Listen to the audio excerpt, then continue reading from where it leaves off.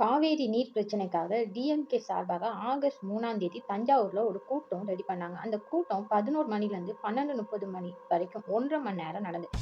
இதுல பல டிஎம்கே தலைவர்கள் கலந்து கொண்டாங்க.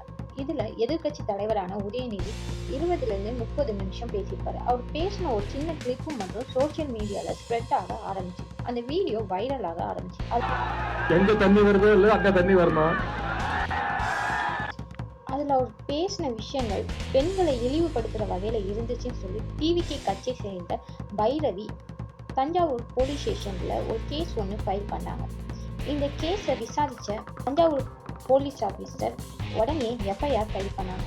இதுல 9 செக்ஷன் கீழே எதிர்க்கட்சி தலைவரான உதயநிதி மேல கேஸ் ஃபைல் பண்ணாங்க. அதுல 3 செக்ஷன் நான் பெயிலபிள்.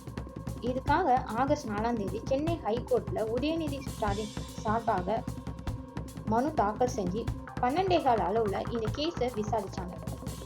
இதுல உதயநிதி பேசின பேச்சு ஒரு சாதாரண அரசியல் பேச்சாகவும் இந்திய அரசியல் சாசன பிரிவு 19 சப்கிளாஸ் 1 சப்கிளாஸ் பேச்சு மற்றும் கருத்து சுதந்திரத்துக்கு உட்பட்டதுன்னு, இது சோசியல் மீடியால அவரை பிடிக்காத யாரோ தப்பா ஸ்ப்ரெட் பண்ணிட்டாங்கன்னு சொல்றாங்க.